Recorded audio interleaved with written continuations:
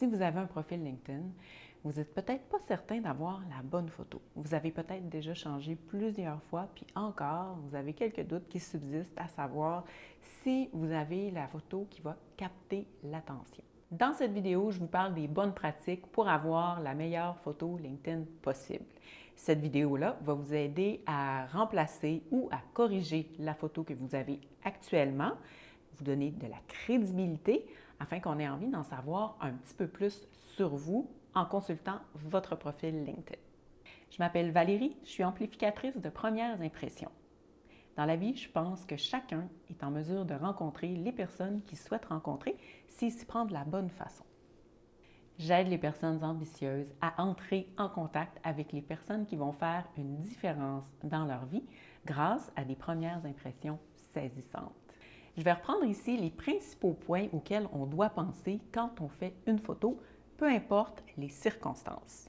Il s'agit de l'usage, de l'intention, du contexte, du fond et de l'environnement, du cadre et de la pose. Comme les règles maîtrisées sont faites pour être brisées, restez jusqu'à la fin, je vous donnerai quelques conseils pour les personnes qui veulent faire des photos LinkedIn un peu plus audacieuses. D'abord, pour ce qui concerne l'usage, il faut savoir qu'une photo LinkedIn, c'est important. Les profils avec photo sont consultés 20 fois plus que les profils sans photo. Et ce qui est important ici, c'est d'avoir une photo de bonne qualité, une photo récente. On ne laisse pas l'avatar qui nous est proposé et on ne met pas non plus la photo de notre chat. C'est vraiment le visage de nous qu'on veut avoir sur son profil. La qualité de la photo, que ce soit le contenu ou la forme, reflète vraiment ce que vous allez donner comme prestation de travail ou comme contractuel. Donc ici, on évite le flou, on évite les photos pixelisées et on s'assure d'avoir une photo de bonne qualité. Ce qui est important de retenir, c'est que vous, en mettant votre photo LinkedIn, vous voulez donner une impression. Ça, c'est votre point de vue. Du point de vue de la personne qui la regarde, dites-vous que cette personne-là, elle est en séance de décodage accéléré. À partir de la seule petite image qu'elle a dans le cercle qu'elle regarde, elle est en train de se forger une opinion sur vous en quelques secondes seulement. Ce qu'on veut donner comme impression, donc, c'est vraiment l'expression de ce que l'on est dans la vie professionnelle. Est-ce que vous êtes le bout en train? Est-ce que vous êtes la personne sérieuse qui garde le nord? Donc, tout ça va aider à saisir la bonne expression qu'on veut avoir sur sa photo. En tout temps, on veut avoir l'air accessible, ouvert, avenant. Donc, si possible, un sourire. Important de garder à l'esprit aussi, c'est que pour sa photo LinkedIn, on va utiliser le vocabulaire de son secteur de travail. C'est-à-dire, si vous êtes quelqu'un qui travaille dans le web, en communication, vous allez porter des vêtements, avoir un fond, avoir une attitude probablement très différente de quelqu'un qui est apparenté à un secteur plus traditionnel ou réputé sérieux, comme une banque ou en comptabilité, par exemple. On va porter des vêtements le plus possible qui sont unis, qui ne vont pas interférer avec votre visage. C'est ce qu'on veut garder en premier plan. On va éviter les chapeaux qui peuvent faire ombrage ou des accessoires qui sont tout à fait inhabituels à notre apparence de routine. Pour les photos LinkedIn, on va chercher à avoir un relativement gros plan, c'est-à-dire le visage et le tout début des épaules. On veut qu'il y ait environ 2/3 de la superficie qui soit occupée par votre visage. Donc, pas de plein pied, pas de portrait environnemental non plus parce que c'est beaucoup trop petit. Concernant l'angle de prise de vue, on s'assure d'être environ à la hauteur des yeux.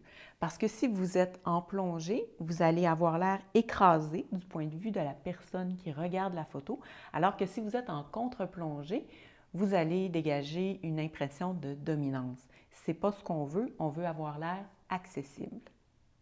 En ce qui concerne le fond, l'environnement, finalement, ce qu'il y a autour de vous et derrière vous, on s'assure d'être, en général, le plus neutre possible. Donc ici, on n'a pas de plage ensoleillée de voyage où on a découpé sa photo, ni de fête de Noël ou quoi que ce soit, c'est vraiment à proscrire. Ce qu'on veut sur la photo, c'est vous et seulement vous. On ne veut pas avoir le tiers de l'épaule, par exemple, de votre partenaire de badminton. C'est vraiment une photo qui est dédiée entièrement à votre propre image, à vous. Il peut y avoir un arrière-plan qui n'est pas forcément neutre, mais dans ce cas-là, on va le garder toujours un petit peu plus flou. On peut reconnaître, par exemple, votre milieu de travail, mais il faut s'assurer que votre visage ne sera pas fondu dans l'environnement qui est derrière vous. C'est important de porter attention à la lumière qui tombe sur vous. On veut avoir une lumière douce qui va faire des belles ombres avec des contours arrondis.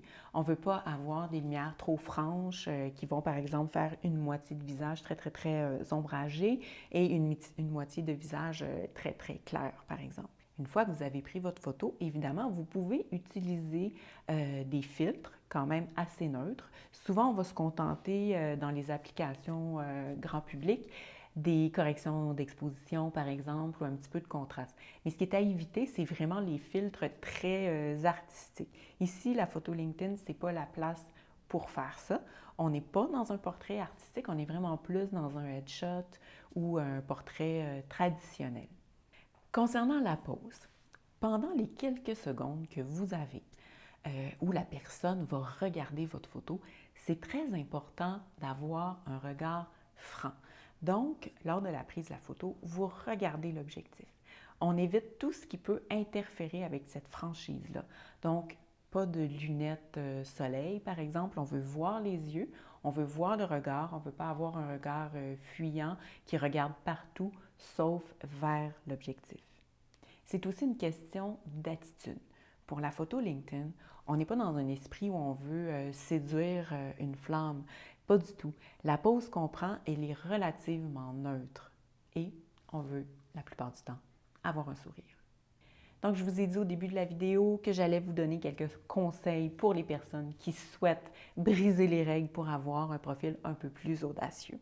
Donc, la première chose à savoir, c'est qu'il faut les connaître, ces règles-là, pour pouvoir les briser, parce qu'il est important de savoir pourquoi on veut les briser. Souvent, c'est parce qu'on veut capter l'attention d'une façon très inusitée.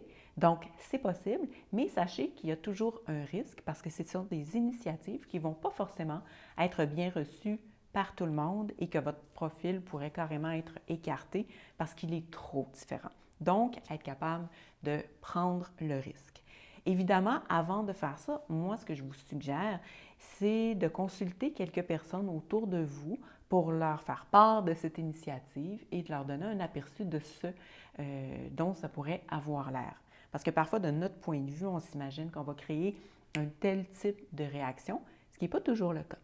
Donc, l'avis de vos proches peut être extrêmement précieux.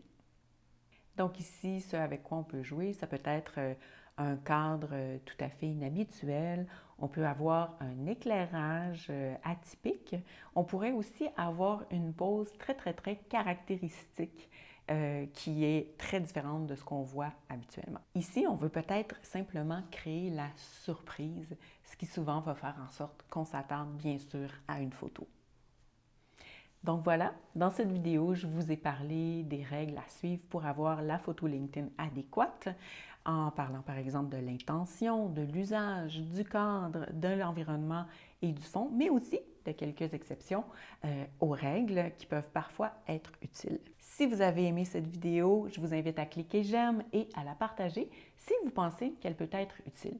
Je vous invite aussi à vous rendre sur le site de prosemémoriste.ca pour télécharger le guide de mise en scène gratuit qui pourra vous être utile pour avoir la photo parfaite en toutes circonstances, que ce soit professionnelle ou autre. On se retrouve dans la prochaine vidéo.